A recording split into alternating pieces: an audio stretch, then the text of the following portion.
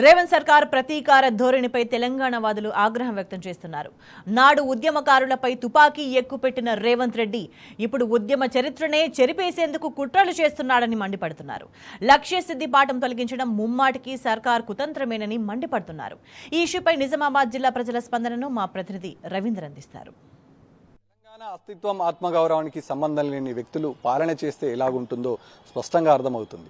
10వ తరగతి విద్యార్థులతో ప్రభుత్వం, ముఖ్యంగా కాంగ్రెస్ నాయకుడు రేవంత్ రెడ్డి రాజకీయాలు చేస్తున్నాడని చెప్పడానికి నిదర్శనమే ఇవాళ 10వ తరగతి విద్యార్థులకు విడుదల అందించినటువంటి పాఠ్యపుస్తకాలలో, తెలుగు పాఠ్యపుస్తకాలలో తెలంగాణ అస్తిత్వానికి ఆత్మగౌరవానికి సంబంధించినటువంటి లక్ష్యసిద్ధి అనే పాఠాన్ని పూర్తి స్థాయిలో పక్కన పెట్టి దాని ప్లేస్లో వేరే పుస్తకాన్ని తీసుకొచ్చాడు. ప్రస్తుతం మనం ఆ పుస్తకంలో ఏముందంటే, దాదాపుగా గతంలో లక్ష్యసిద్ధి అనే చాప్టర్ ఉండేను, ఆ చాప్టర్కు బదులుగా పూర్తిగా చాప్టర్ని ఎత్తివేయడం జరిగింది.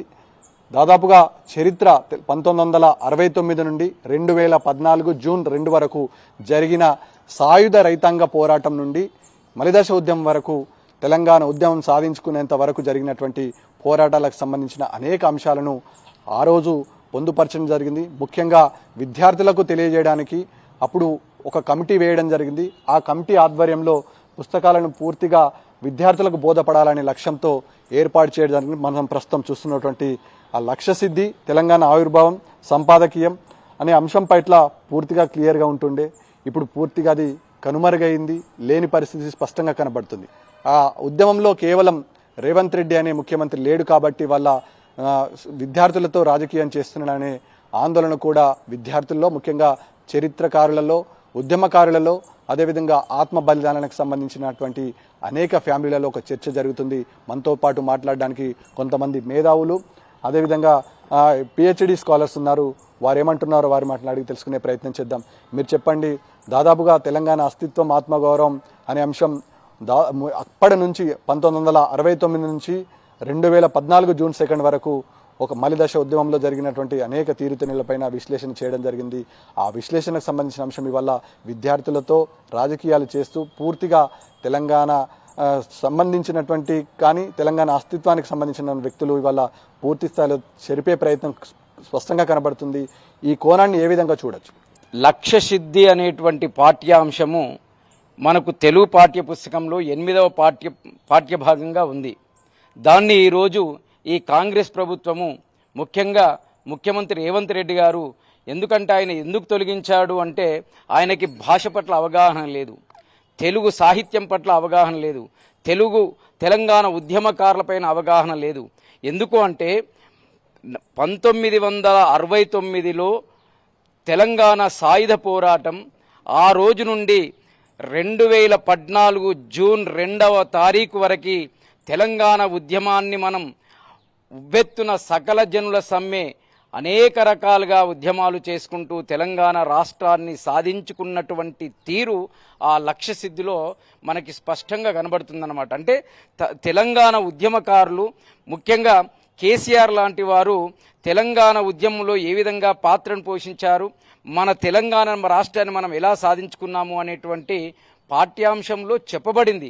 అటువంటి కేసీఆర్ గారి ఆనవాళ్లు ఉండకూడదు అనేటువంటి దురుద్దేశమే తప్ప ఇంకా వేరేది లేదు. ఎందుకంటే ముఖ్యంగా అక్కడ సెక్రటరియట్లో చూసినట్టయితే గతంలో బెజవాడ అమ్మవారి యొక్క దేవాలయం ఉంటే, మన తెలంగాణ అక్కడ ఉన్నటువంటి ఉద్యోగస్తులందరూ కూడా తెలంగాణ రాష్ట్రాన్ని సాధించుకున్న తర్వాత మళ్ళీ మన నల్లపోచమ్మ తల్లి విగ్రహాన్ని ప్రతిష్ఠింప చేసుకున్నాం. లక్ష్యసిద్ధి అనే లెసన్లో దాదాపుగా 3 సార్లు కేసీఆర్ గారి పేరు ప్రస్తావించడం జరిగింది. రేవంత్ రెడ్డి ముఖ్యమంత్రి అయిన కాడి నుంచి అనేక అంశాల పట్ల కేసీఆర్ ఆనవాలను చెరిపేసే ప్రయత్నం జరిగింది. మొదటగా ప్రభుత్వం పరంగా ఏర్పాటు చేసినటువంటి రాజముద్రను చెరిపే ప్రయత్నం చేసిండు. జనాల నుంచి ప్రతిఘటన రాగానే దాన్ని విరమించుకున్నాడు. తెలంగాణ తల్లి విగ్రహాన్ని మార్చిండు. ఇలా టీఎస్ నుంచి టీజీగా మార్చిండు. కేవలం మార్పులు చేర్పులు తప్ప ప్రజా సమస్యలపై దృష్టి సారించే పరిస్థితి ఏ ఒక్క రోజు కూడా కనబడతలేదు. ఓవరాల్గా మేధావులుగా రేవంత్ రెడ్డి వ్యవహరిస్తున్న తీరు పట్ల మీరేమంటారు? ఇప్పుడు రేవంత్ రెడ్డి గారు ఏం చేస్తున్నారంటే విద్యార్థులపైన రుద్దడం అనేటువంటిది సమంజసమైనటువంటిది కాదు. విద్యార్థులకు ప్రతి విషయం తెలియాలి. విద్యార్థులు మన తెలంగాణ రాష్ట్రాన్ని ఏ విధంగా సాధించుకున్నామో తెలియాలి. తెలియడంలో ప్రొఫెసర్స్ ఇదంతా ఎవరు తయారు చేశారు? ప్రొఫెసర్స్ తయారు చేశారు, తెలుగు అధ్యాపకులు తయారు చేశారు, పిహెచ్డి స్కాలర్స్ తయారు చేశారు.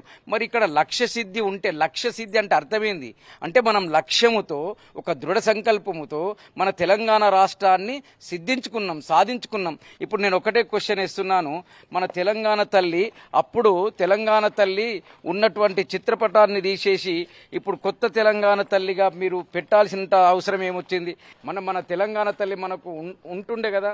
నేను రేవంత్ రెడ్డి గారికి ఒకటే చెప్తున్నాను, కేసీఆర్ గారి ఆనవాళ్లు తొలగించాలి అనుకోవడం అది అవివేకమే అవుతుంది తప్ప అది వివేకం అనిపించుకోదు. ఆయన ఆనవాళ్లు తొలగించినంత మాత్రాన ఎవరి హృదయంలో నుంచి పోదు, ఆయన ప్రతి గుండెల్లో చిరస్థాయిగా ఉండిపోతాడు. కాబట్టి దాన్ని మళ్ళీ లక్ష్య సిద్ధి అనేటువంటి పాఠ్యాంశాన్ని యథావిధిగా పెట్టాలి అని మేము ఒక మేధావులుగా మేము గవర్నమెంట్కి డిమాండ్ చేస్తూ ఉన్నాం. నేను అడుగుతున్నాను, రేవంత్ రెడ్డి గారు ఎప్పుడు ఉద్యమం చేశారు? అసలు ఉద్యమకారులపైన తుపాకీ ఎక్కుపెట్టి అణిచివేసినటువంటి చరిత్ర ఆయనది. అటువంటి వ్యక్తి ఈరోజు అసలు తెలుగు పాఠ్యాంశాలపైన ఆయనకి ఏం అవగాహన ఉంది?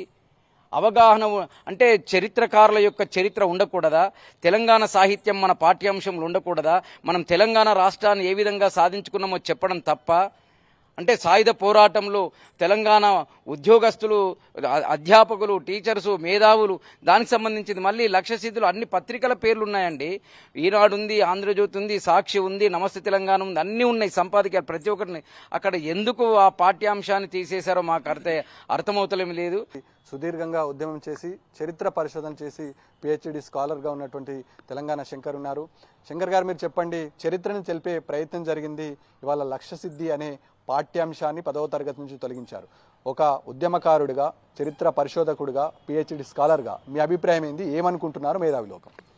ఒకటి ఏదైతే లక్ష్య సిద్ధి అనేటువంటి పాఠ్యాంశాన్ని తొలగించడం అనేటువంటిది నిజంగా ఇది యావత్తు తెలంగాణ విద్యా విధానానికి ఒక వ్యతిరేకంగా నేను భావిస్తున్నాను. ఎందుకంటే దాంట్లో ఉన్నది ఏంటిది?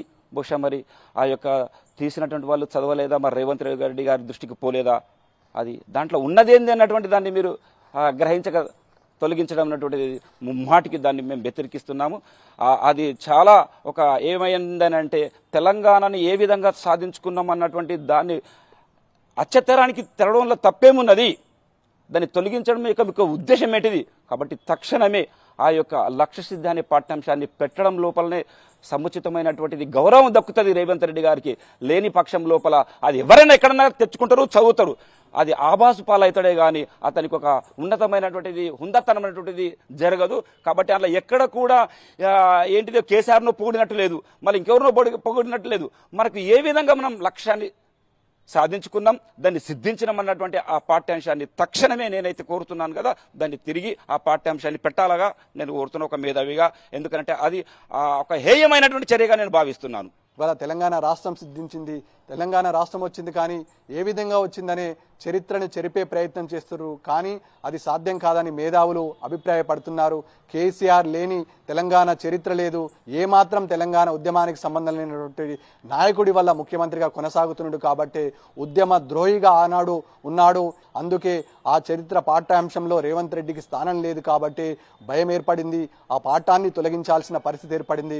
ఈ పైచాచిక ఆనందం చేసే ప్రయత్నం ఏమాత్రం సఫలీకృతం కాదు. మేధావులు, ఉద్యోగులు, అదేవిధంగా సబ్బండ వర్గాల ప్రజలు ఆగ్రహం వ్యక్తం చేస్తున్న పరిస్థితి స్పష్టంగా కనబడుతుంది. 12 అంశాలతో కూడినటువంటి పాఠాన్ని 11 అంశాలకు కుదించడం ఎంతవరకు సమంజసం? విద్యార్థులతో రాజకీయం చేయడం ఏమాత్రం సబబు కాదు. లక్ష్య సిద్ధి అనే లెసన్ని మళ్ళీ పెట్టాలి.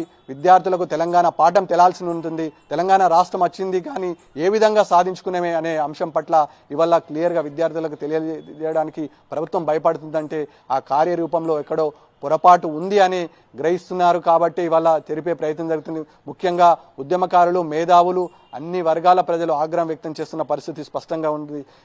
ఈ నేపథ్యంలో రేవంత్ రెడ్డి వ్యవహరిస్తున్న తీరు పట్ల అన్ని వర్గాల ప్రజలు ఆగ్రహం వ్యక్తం చేస్తున్న పరిస్థితి ఉమ్మడి నిజామాబాద్ జిల్లా వ్యాప్తంగా స్పష్టంగా కనబడుతుంది. Vote studio.